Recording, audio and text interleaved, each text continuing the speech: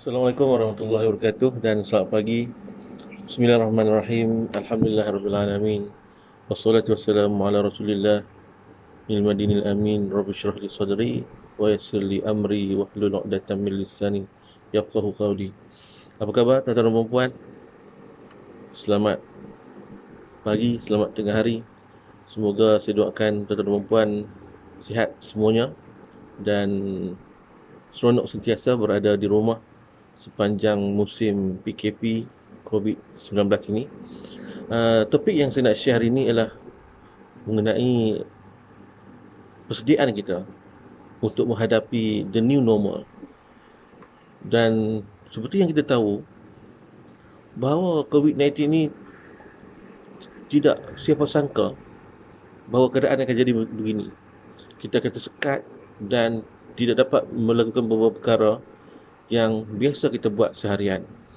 Dan seperti yang diumumkan oleh Yang Amat Berhormat Perdana Menteri, bahawa tempoh PKP ataupun COVID-19 ini mungkin berpanjangan. Tak tahu bila, mungkin 6 bulan, mungkin 1 tahun. Saya terbaca satu artikel, dikatakan industri penerbangan Malaysia mungkin dapat bermula tahun 2023. Dan semalam saya menonton rancangan Bicara Naratif yang dihostkan bersama dengan YB Hairi Jamaluddin, Menteri Sains, Teknologi dan Inovasi, mengenai bahawa kita perlu bersedia sebelum kita menjadi biasa dengan keadaan the new normal.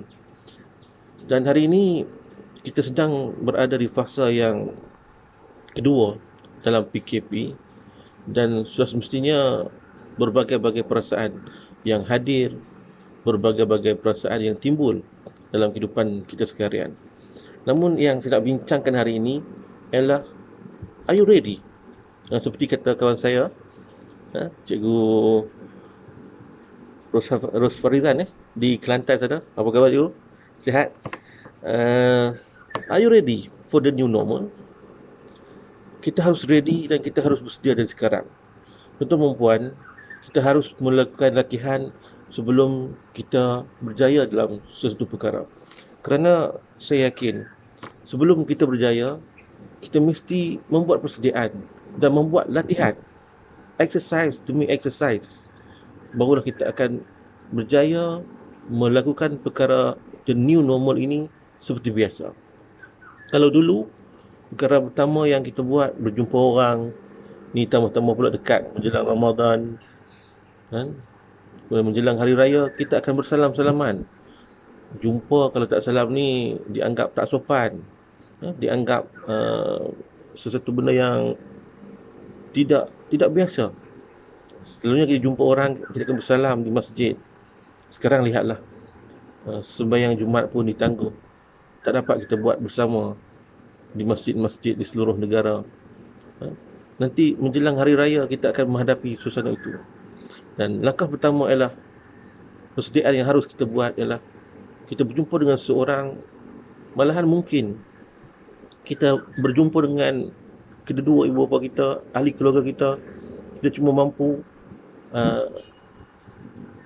memberikan salam, meminta maaf daripada hati yang mulia dengan ucapan Assalamualaikum, mak, ayah, saya minta maaf, selamat hari raya. Itulah perkara-perkara yang harus kita biasakan dalam kehidupan the new normal yang harus kita lakukan. Kita tak mampu lagi berjumpa dengan kawan, berjumpa dengan rakan. Kita kena bersedia dari sekarang dan mulai hari ini kita membuat persediaan. Jangan dan elakkan bersalam apabila berjumpa orang yang kita tak ketahui ataupun orang yang berada di sekeliling kita. Yang ucapan Assalamualaikum, selamat pagi, apa khabar, terima kasih. Cukuplah dengan ucapan hati yang mulia. Yang penting ucapan itu lahir daripada hati yang mulia. Kerana kita tak mampu untuk menularkan lagi penyakit COVID-19 ini agar berluasa. Itu perkara yang pertama. Yang keduanya ialah mengenai sistem pendidikan. Kita sekarang di Malaysia ini ialah mengalami kemiskinan digital. Kita mengharapkan guru-guru, syarah, para pelajar di institusi pengajian tinggi, di sekolah menerima pengajaran online.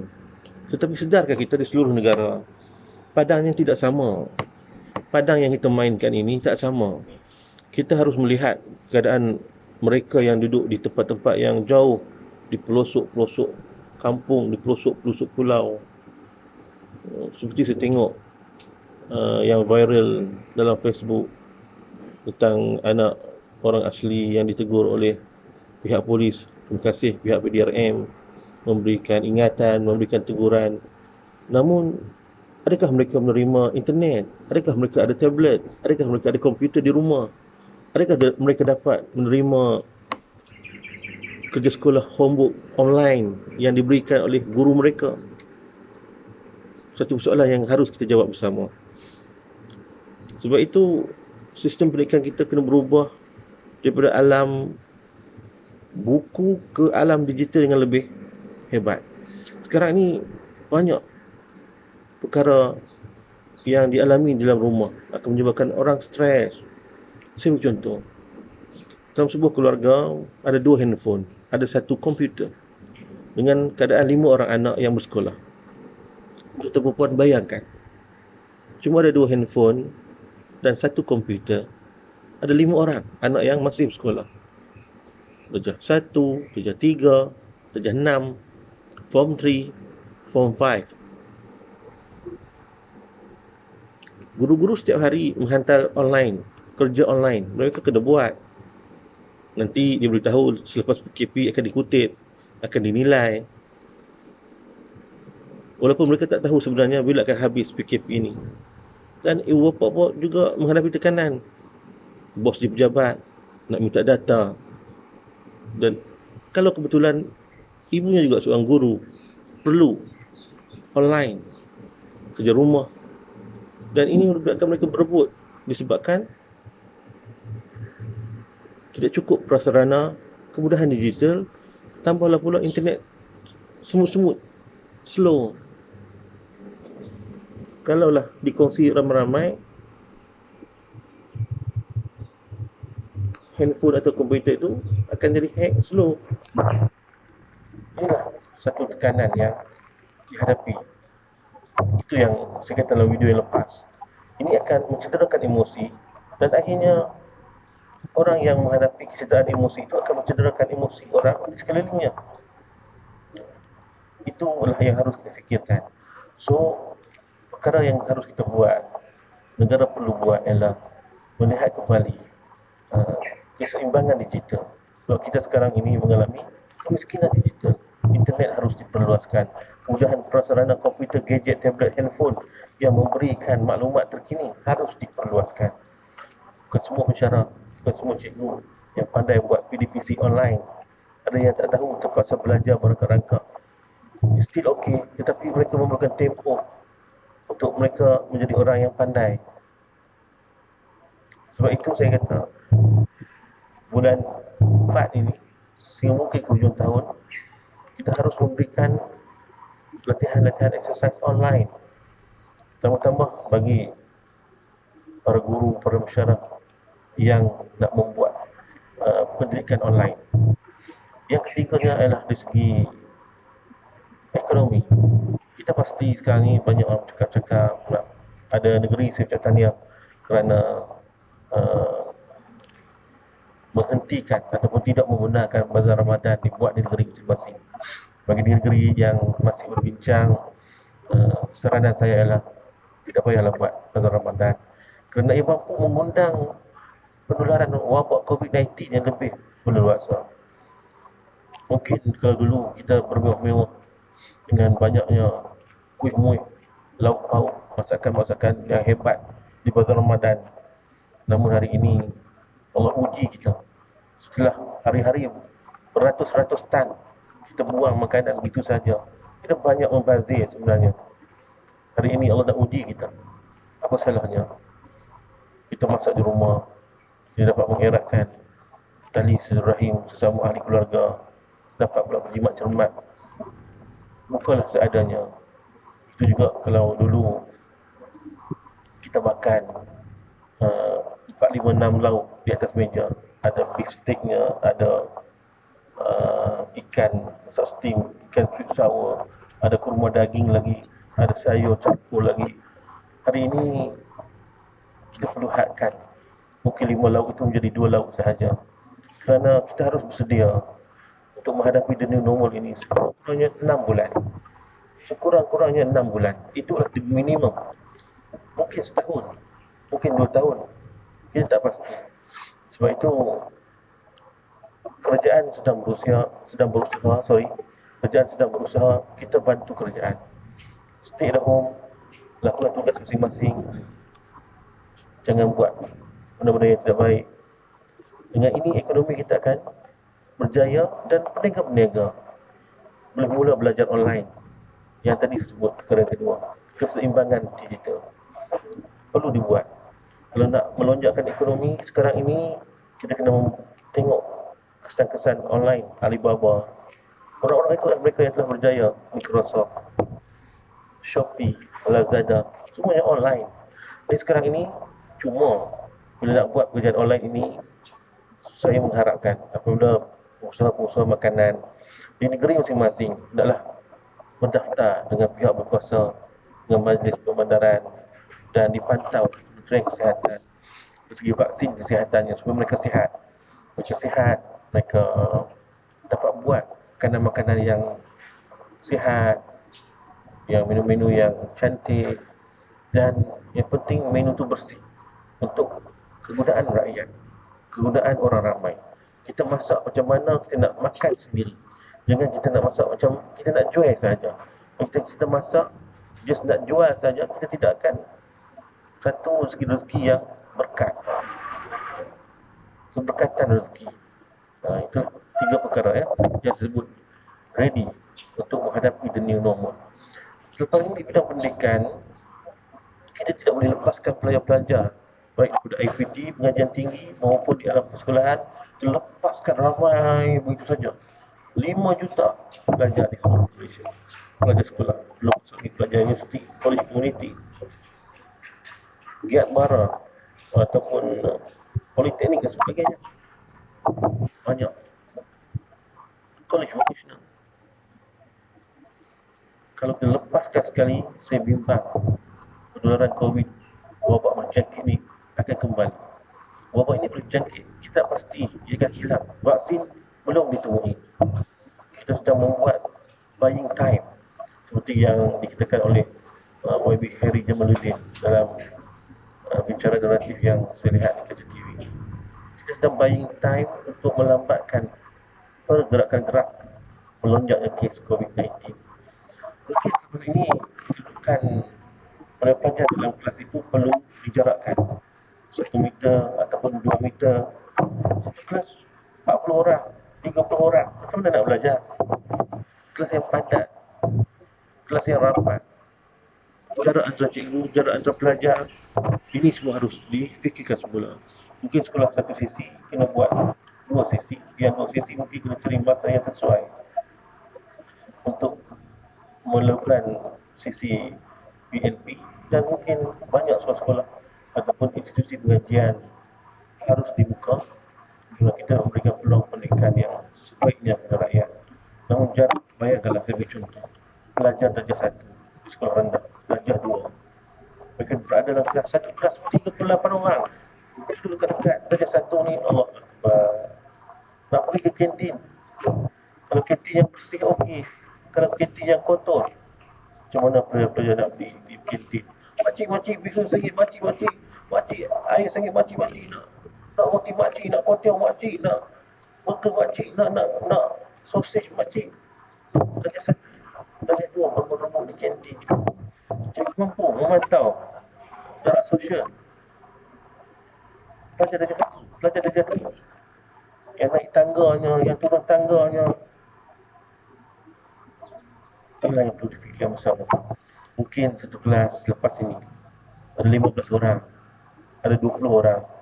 Ya, kita terpaksa berkorban. Untuk memberikan pendidikan yang sempurna kepada semua masyarakat. Itulah antara perkara-perkara the new normal yang kita hadapi. Dan kalau kita keluar lagi selepas ini, di tempat orang ramai. Mungkin kalau lepas tamatnya PKP, kita mungkin kena keluar dengan memakai mask, memakai mask di tempat yang umum, di tempat orang ramai, di pasar raya. Kerana kita tak pasti adakah wabak ini sudah berakhir, adakah ia tidak akan datang kembali. Siapa boleh jawab? Inilah perkara yang harus difikirkan bersama, dan perkara-perkara yang sebutkan tadi harus kita buat, dan kita dah mula membuat latihan-latihan. Dan saya nak beri cadangan yang kelima di pasar raya di kedai-kedai runcit, saya tengok kepatuhan jarak 1 meter tidak banyak berlaku. Walaupun saya yakin laporan kerajaan itu menyatakan bahawa 90% lebih rakyat kita patuh pada PKP. Tapi saya tengok keberadaan orang di pasar raya, di kedai-kedai runcit dan sebagainya, tidak mengikut jarak yang sesuai. Kadang-kadang kita pun sukar nak mengatakan kepada orang di belakang atau orang di tepi kita, jarak sikit. Kerana sukar kita nak menyatakan orang, nak memahamkan orang bahawa inilah the new normal. Kita tidak boleh lagi berdiri dekat-dekat. Kita sudah menjarakkan. Ada baiknya, ada bagusnya.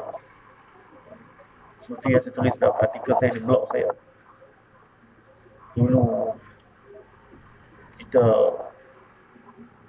nak berada dekat dengan orang, hari ini kita berada jarak yang jauh. Dah tak boleh. Dan orang yang tidak kita kenal, kita tengok si pemurimnya. Dulu kita tak kisah, kita mungkin ingatan ini untuk semua, salam-salaman. Inilah yang akan menimbulkan suasana-suasana yang tidak baik. Hari ini kita tak mampu lagi bersalam, hanyalah berikan salam, ucapan selamat pagi, Assalamualaikum. Inilah Tuhan bagi kita kesempatan untuk kita membetulkan kembali nilai-nilai keislaman dalam diri kita yang mungkin atas banyak dosa-dosa kita yang telah kita buat di masa-masa yang lalu. Jadi kalau di Pesaraya nak jarakkan, saya mencadangkan supaya jangan biarkan orang masuk ke dalam Pesaraya. Kita kena menggunakan teknologi, menggunakan WhatsApp, menggunakan sesi COD. Saya cadangkan kita cuma WhatsApp kepada Pesaraya. Pesaraya buat satu talian telefon, hotline yang boleh ditadbir oleh beramai operator, dan apabila WhatsApp kita letakkan nombor order 01, 002, 003, nama orang sebut dan nombor telefon. Jadi jangan lebih 10 item. Saya cadangkan beli, inilah the new normal. Kalau dulu kita pergi pasar raya, selagi duit tak habis dalam poket, kita beli sampai penuh troli. Sekarang kita perlu membeli benda-benda yang perlu sahaja. Hadkan, buat masa sekarang. Kalau pasar raya 10 item, kalau kedai runcit 5 item, supaya kita membeli barang-barang yang perlu saja. Kalau kita masuk, saya tengok orang di pasar raya nak beli tumbler bekas air, ada warna pink, ada warna biru, ada warna hijau, ada warna transparent, warna putih. Dia pilih, dia angkat, nak beli benda yang sama, jenama yang sama. Berapa kali dia sentuh? Semua 4 kali, 5 kali. Kalau 100 orang, kalau 1000 orang, jadi bila order, pergi saja kepada pekerja di Tesco, di Giant, di Valley Mega Mall, di pasar-pasar yang besar, IOI. Bagi orang pekerja dalam pasar raya yang ambil, masukkan di tempat satu troli, satu rubber, dan telefon WhatsApp kepada customer yang order barang tuan dah siap, sudah datang ambil sebelum pukul 5 petang. Inilah perkara yang harus, the new normal yang harus kita buat supaya tidak berlaku banyak pergerakan. Lebih bagus COD, cash on delivery, hantar ke rumah. Inilah the new normal yang harus kita buat. Dan perkara-perkara ini, are you ready? Inilah perkara yang harus kita fikirkan bersama, tuan-tuan dan puan, dan saya berharapkan apa yang saya sampaikan ini memberi manfaat. Jangan lupa like, subscribe dan share YouTube channel saya Asmadi Abdan. Semoga apa yang saya sharekan ini bermanfaat untuk semua. Maaf kasar bahasa, lebih bicara yang baik itu hanya dari Allah SWT. Yang lemah itu adalah kelemahan dari saya sendiri. Inilah buat kali ini untuk siri Are You Ready? The New Normal. Dan insyaAllah selepas ni saya akan lebih banyak lagi berkongsi perkara-perkara the new normal yang harus kita lakukan demi untuk negara kita, Malaysia. Sekian, terima kasih. Jangan lupa like, subscribe, tekan lonceng dan share. Mudah-mudahan memberikan semangat dan memberikan pahala kepada kita semua. Sekian, wabillahi taufiq wal hidayah. Assalamualaikum warahmatullahi wabarakatuh.